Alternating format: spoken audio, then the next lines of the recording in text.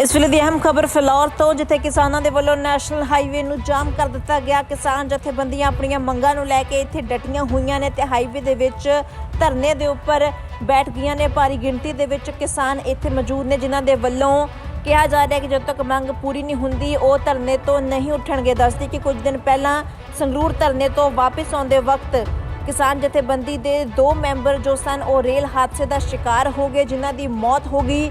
उन्हां दे परिवारां दे वास्ते ही मुआवजे की मंग की जा रही है। 10-10 लाख रुपए मुआवजा अते सरकारी नौकरी की डिमांड है, जिसनूं लैके किसान जथेबंदियां दे वल्लों कई दिनों तो प्रदर्शन किया जा रहा है। लेकिन जो मंग मनी नहीं गई तो अज हाईवे नूं जाम कर दिता गया। फिलौर दियां ये तस्वीरां ने अमृतसर दिल्ली नैशनल हाईवे दियां, जिथे किसानों के वलों जाम लगा दिता गया। किसान जथेबंदियां इत्थे डटियां हुईयां ने ते कह रही ने कि जब तक उन्हां दी मंग पूरी नहीं हुंदी वो इत्थों धरना नहीं चुकणगे। फिलौर दियां ये तस्वीरां ने नैशनल हाईवे के उपर किसानों के वलों जो है प्रोटेस्ट किया जा रहा है। कुछ दिन पहला ही 2 जो किसान जथेबंदियां दे मैंबर सन उन्हां दी मौत हो गई सी, रेल हादसे का और शिकार हो गए सी। उन्हां दे वास्ते ही मुआवजा मंगिया जा रहा है, जिस दे तहत अज हाईवे जाम करके किसानों के वलों इत्थे प्रदर्शन किया जा रहा है अते मंगां ना मनण तक हाईवे नूं खाली करन तो इनकार कर दिता गया है।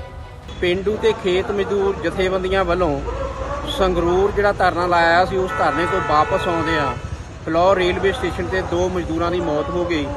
उन्हां दे परिवारां दे लई सरकार कोलों मुआवजा लैण वास्ते SDM दफ्तर फिलौर के सामने कल तो धरना ला के बैठे मजदूर, पर इत्थों दे प्रशासन दे कंन ते कोई जूं ना सरकी ते कोई नोटिस नहीं लिया। इस करके मजदूर गुस्से विच आए। गुस्साए हुए मजदूरां ने इकट्ठियां होके GT रोड जाम कर दिता। ਜਦੋਂ तक इंसाफ नहीं मिलता ये जिहड़ा जाम है इदां ही रहेगा। सरकार नूं असीं बेनती करदे फौरी तौर ते आके मजदूरां दे मुआवजे की गल करे तां कि ये जिहड़ा आ धरना चुक्या जावे।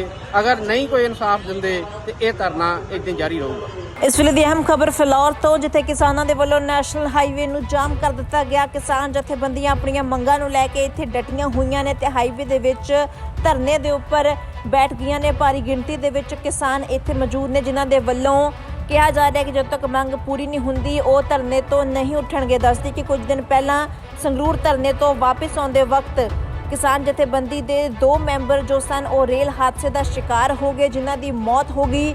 उन्हां दे परिवारां दे वास्ते ही मुआवजे की मंग की जा रही है। 10-10 लाख रुपए मुआवजा अते सरकारी नौकरी की डिमांड है, जिसनूं लैके किसान जथेबंदियां दे वल्लों कई दिनों तो प्रदर्शन किया जा रहा है। लेकिन जो मंग मनी नहीं गई तो अज हाईवे नूं जाम कर दिता गया। फिलौर दियां ये तस्वीरां ने अमृतसर दिल्ली नैशनल हाईवे दियां, जिथे किसानों के वलों जाम लगा दिता गया। किसान जथेबंदियां इत्थे डटियां हुईयां ने ते कह रही ने कि जब तक उन्हां दी मंग पूरी नहीं हुंदी वो इत्थों धरना नहीं चुकणगे। फिलौर दियां ये तस्वीरां ने नैशनल हाईवे के उपर किसानों के वलों जो है प्रोटेस्ट किया जा रहा है। कुछ दिन पहला ही 2 जो किसान जथेबंदियां दे मैंबर सन उन्हां दी मौत हो गई सी, रेल हादसे का और शिकार हो गए सी। उन्हां दे वास्ते ही मुआवजा मंगिया जा रहा है, जिस दे तहत अज हाईवे जाम करके किसानों के वलों इत्थे प्रदर्शन किया जा रहा है अते मंगां ना मनण तक हाईवे नूं खाली करन तो इनकार कर दिता गया है। पेंडू ते खेत मजदूर जथेबंदियां वलों संगरूर जिहड़ा धरना लाया सी, उस धरने तो वापस आउंदे आ फिलौर रेलवे स्टेशन ते 2 मजदूरां की मौत हो गई। उन्हां दे परिवारां दे लई सरकार कोलों मुआवजा लैण वास्ते SDM दफ्तर फिलौर के सामने कल तो धरना ला के बैठे मजदूर, पर इत्थों दे प्रशासन दे कंन ते कोई जूं ना सरकी ते कोई नोटिस नहीं लिया। इस करके मजदूर गुस्से विच आए। गुस्साए हुए मजदूरां ने इकट्ठियां होके GT रोड जाम कर दिता। ਜਦੋਂ तक इंसाफ नहीं मिलता ये जिहड़ा जाम है इदां ही रहेगा।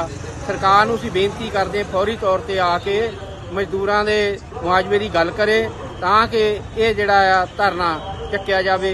अगर नहीं कोई इंसाफ दिंदे तो यह धरना इदां जारी रहूगा। फिलौर तो नरेश कुमार की रिपोर्ट।